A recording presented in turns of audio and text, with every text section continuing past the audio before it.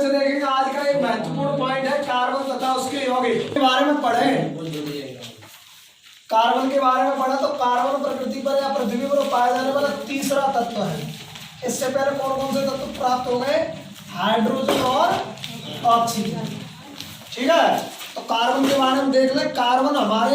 Carbon जो तत्व हमारे लिए बहुत उपयोगी है।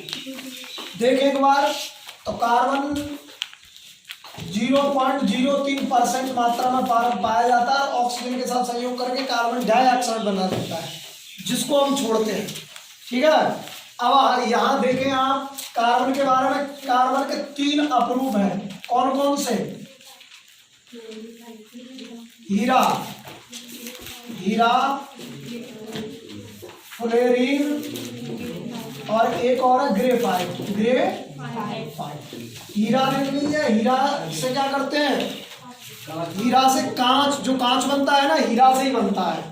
सबसे प्रकृति में सबसे कठोरतम तत्व जो है हीरा है। किसका अपरूप है? ये कार्बन का एक अपरूप है। ग्रेफाइट में विद्युत प्रवाहित कर सकते हैं, एकमात्र धातु जिसमें विद्युत प्रवाहित की जा सकती है, उसे क्या बोलते हैं? ग्रेफाइट। फ्लोरीन कार्बन का ही अपरूप है। छोटे छोटे कार्बन तत्वों को मिलाकर एक ग्रुप बना देते हैं, गुच्छा बना देते हैं, जिसे कार्बन 16 कहा जाता है। और कार्बन के बारे में एक और चीज ध्यान रखना, कार्बन जो है हमारी हड्डियों में पाया जाता है। किसमें पाया जाता है? हड्डियों में पाया जाता है। और कार्बन के बारे में देखना, कार्बन 14। अगर हमारी आयु का पता करना हो, अगर हमारी आयु का पता करना हो तो कार्बन 14 पद्धति का प्रयोग करते हैं। किस समस्थानिक का प्रयोग करते हैं? कार्बन 14। ठीक है, और इसी के लिए एक सिद्धांत बन गया था क्लास 10th में, जो इम्पोर्टेंट है, जैव शक्ति सिद्धांत। बर्जीलियस ने दिया था। किसने दिया था? बर्जीलियस नाम के वैज्ञानिक ने। इसने बताया था कि जीवाश्म, पॉज करना, क्या नाम है उसका? जैव शक्ति सिद्धांत। जैव शक्ति सिद्धांत में क्या हुआ? इसमें बर्जीलियस ने बताया था कि भाई कार्बन जो जीवाश्म जो होते हैं, जीवाश्मों की हड्डियों से या जीवाश्मों से जो तत्व प्राप्त होता है उसे हम कार्बन कहते हैं। और उसी जीवों की शक्ति को ही जैव शक्ति सिद्धांत कह दिया इन्होंने। किसने? बर्जीलियस ने। तो ये तो कार्बन के बारे में 1 सेकंड 1 मिनट के लिए छोटी छोटी चीजें थी। रोक। अगला जो महत्वपूर्ण पॉइंट है हाइड्रोकार्बन। हाइड्रोकार्बन में क्या होता है? इसमें कौन कौन से तत्व बने रहते हैं? हाइड्रोजन और कार्बन, यानी कि ऐसे यौगिक जिनमें हाइड्रोजन और कार्बन दोनों मिलकर बने हो, वही पदार्थ या वही यौगिक क्या कहलाएंगे? हाइड्रोकार्बन। ठीक है, आप इसको देखें। और ये हाइड्रोकार्बन भी 2 प्रकार का होता है, संतृप्त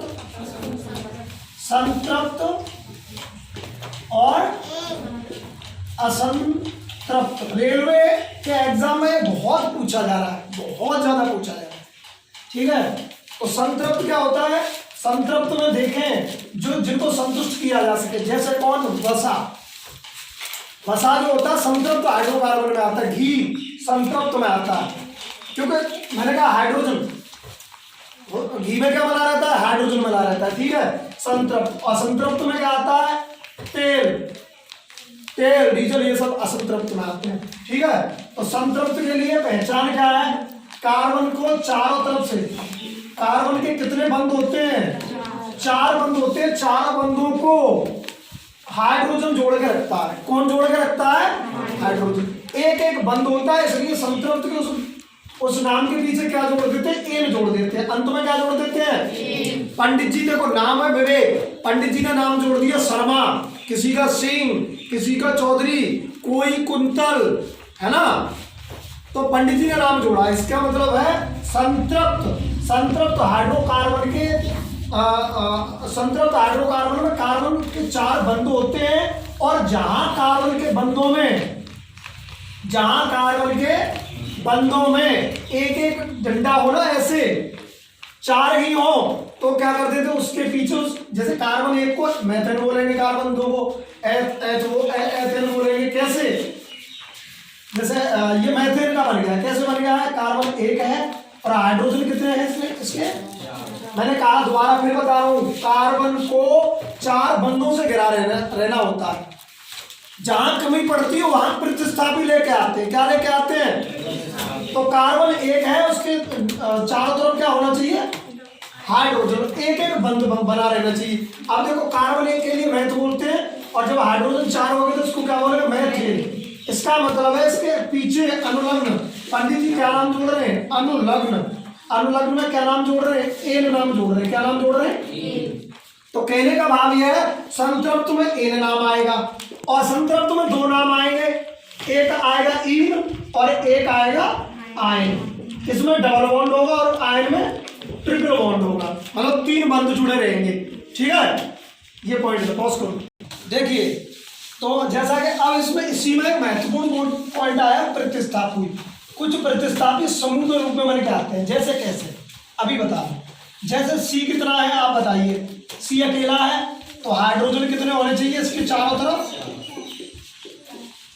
4 ही होने चाहिए। एक कार्बन अणु के, वैसे कार्बन का परमाणु क्रमांक 6 होता है, लेकिन बंधों की बात हो तो 4 होने चाहिए। कितना होना चाहिए, 4। ठीक है, और कोषों में भरा जाता है तो 2 करके 2,4 भरा जाता है, क्योंकि 6 तो होता ही है नहीं, ऐसे होता है। एनीवे, अब देखिए यहाँ आप इसकी आवाज की ध्वनि को देखेंगे तो कार्बन 1 है तो मेथ हो गया, एक बंध जुड़ा हुआ तो एन जोड़ देते हैं नाम के पीछे, तो इसको क्या बोलेंगे, मेथ। ऐसे ही कार्बन 2 हो और 4 हाइड्रोजन को जोड़े हैं तो देखिए प्रत्येक कार्बन के बीच आसपास 4 पिंड होंगे। देखो 1 2 3 4, 1 2 3, तो इसको क्या बोलेंगे, कार्बन कितने हैं, 1 और 2।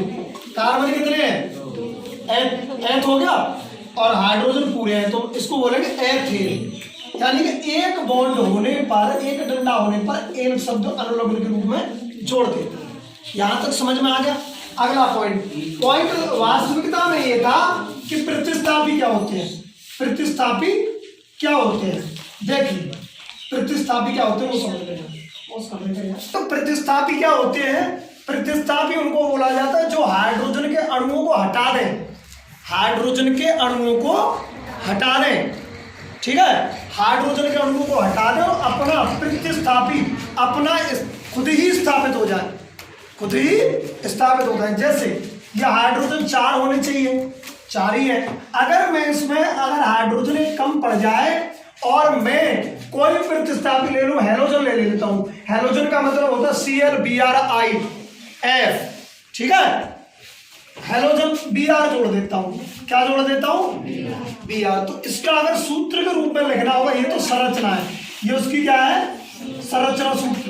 और अगर नॉर्मली सूत्र लिखेंगे, कार्बन 1 है, हाइड्रोजन कितना है 3, एक बॉन्ड में क्या जुड़ा हुआ है, Br। तो इसको बोलेंगे नामकरण के रूप में IUPAC के नामकरण में ब्रोमो, कार्बन 1 है तो मेथेन, डंडा 1 लगा हुआ है। ठीक है, अगर ये संतृप्त था, क्या था बेटा, ये संतृप्त। अब असंतृप्त में देखते हैं। असंतृप्त में हम क्या करेंगे, कार्बन कितना है, कार्बन 1 है ना, कार्बन कितना है, 1 है। क्या है, कार्बन 1 है, तो हाइड्रोजन कितने होने चाहिए इसमें, 4 होने चाहिए, लेकिन हमें हाइड्रोजन 2 दे दिए। कितने दे दिए, 2 दे दिए। तो अब यहाँ पर क्योंकि इसके डंडा, इसके बंध तो होने चाहिए 4, तो इसलिए डबल बॉन्ड Br कर देते हैं। क्या कर देते हैं, अब ये क्या होगा, ब्रोमो मेथीन। इसको क्या बोलेंगे, ब्रोमो। इनका नाम पहले बोलते हैं, ध्यान रखना, प्रतिस्थापियों को इनमें O करके नाम बोला जाता है, ब्रोमो, आइडो, क्लोरो, फ्लोरो, है ना। तो ब्रोमो, और क्या बोलेंगे, ब्रोमो, क्यों कार्बन 1 है, एक कार्बन के लिए मैथ बोलते हैं, मैथ, डबल बॉन्ड लगा हुआ है इन, तो ब्रोमो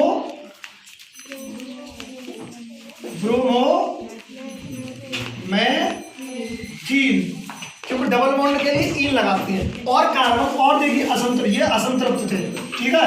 और कार्बन 1 हो, कार्बन अकेला हो और हाइड्रोजन भी अकेला हो, ट्रिपल बॉन्ड हो, तो ब्रोमो मेथाइन बोलेंगे। अब क्या बोलेंगे इसको, क्योंकि ट्रिपल बॉन्ड के लिए आयन का प्रयोग करते हैं। अब क्या बोलेंगे इसको, ब्रोमो मेथाइन, ब्रोमो मेथाइन। उतारिए फटाफट से, पॉज करो। इसी में एक और पॉइंट है, समूह। प्रतिस्थापी हेलोजन के रूप में थे, वो किसके रूप में थे, हेलोजन के रूप में। अब प्रतिस्थापी समूह के रूप में होंगे, यानी कि जो इनके नाम लिखे हुए हैं ये समूह का कार्य करेंगे। जैसे साबुन में ये कार्बोक्सिलिक अम्ल मिला रहता है, और जो होता है एथिल एल्कोहल। एल्कोहल बोलते हैं शराब में जो मिला रहता है वो ये बना रहता है। फिर भी इसको केमिस्ट्री भाषा में कैसे समझेंगे, जैसे कार्बन के एक अणु है, हाइड्रोजन के कितने होने कितने चाहिए थे, लेकिन समूह बोला कि भाई मैं तुम में शामिल होना चाहता हूँ। क्या होना चाहता हूँ, शामिल होना चाहता हूँ। पंडित जी ये चीज देख रहे हैं, तो समूह बोला कि मैं तुम्हें क्या होना चाह रहा हूँ, शामिल। तो हॉल समूह और समूह आया और वो OH लेके जुड़ गया। क्या लेके जुड़ गया, OH लेके जुड़ गया। ठीक है, OH लेके जुड़ गया। ये संरचना सूत्र था जैसा मैंने बताया। तो इसका सूत्र स्थापित करेंगे तो C अकेला था, हाइड्रोजन कितने थे, और एक बॉन्ड में क्या जुड़ा हुआ था, ये हो गया मेथिल एल्कोहल। मेथिल एल्कोहल और शब्द जोड़ना है पीछे, मेथिल एल्कोहल। ठीक है, ये जहर का है और वास्तव में शराब का फॉर्मूला होता है C2H5OH, एथिल एल्कोहल। शराब का फॉर्मूला ही होता है। ठीक है, तो इसको देखें, कार्बन कितना है, 2 है। ठीक है, हाइड्रोजन कितना है, 5 है। ठीक है, 5 लिख लीजिए। क्या लिख लीजिए, 5 लिख लीजिए। 1 2 3 4 5 हो गए, OH जुड़ गया। देखो कार्बन की तरफ है कि नहीं, है कि नहीं। ठीक है, पॉज करना एक सेकंड। देखें, अब देखें, ये तो ऑल, क्यों एथिल एल्कोहल, ऑल जोड़ेंगे पीछे। पंडित जी नाम क्या जोड़ेंगे पीछे, ऑल। OH देखने पर और जोड़ते हैं, क्या जोड़ते हैं, एथ में तो सेम ही है। अगर ये कार्बन के 2 हाइड्रोजन अणु है, double bond O, double bond जुड़ने पर मेथिल, अब इसको क्या बोलेंगे, हाइड जोड़ देंगे, मेसिटल्टी हाइड ऐसे कुछ बोलेंगे। क्या बोलेंगे, देखो मैं दोबारा बता रहा हूं, क्या कार्बन के कितने बंद होने चाहिए, 4। कितने होने चाहिए, 4। तो यहाँ 2 ही थे, तो डबल बॉन्ड समूह आया, ये है एल्डिहाइड वाला, डबल बॉन्ड O लेके क्या लेके आया, और देखो 4 हो गए इसके बंद। ठीक है, ऐसे ही कीटोन का होगा, ऐसे ही कार्बोक्सिलिक अम्ल का होगा। ठीक है, बस ये महत्वपूर्ण चीजें थी। आप सबसे निवेदन है कि आप इंटरमीडिएट वाले, 10th वाला, रेलवे में बहुत पूछे जा रहे हैं, यहाँ से प्रश्न बन के आ रहे हैं। ठीक है, रेलवे में बहुत पूछे जा रहे हैं। तो आप सबसे निवेदन यही है कि आप सब इस वीडियो को माध्यम से पढ़ने की कोशिश करो। कुछ सुविधाओं का अभाव है, वो अलग कहानी है। समय आने पर इन चीज़ों से हम वंचित नहीं रखेंगे, ये हम तुमसे वादा करते हैं। और आपने हमारा व्यवहार देखा, हम झूठ बोलते नहीं है। ठीक है, तो जितना भी हो तुम यहाँ समझो, और अगर ये समझ में आ गया, नहीं दिखाई पड़ रहा है तो बुक्स उठाएं, क्योंकि बुक से ही कराया है मैंने। बुक से सुनते रहें इसको और टिक लगाते रहें, है ना। ठीक है, ओके, धन्यवाद।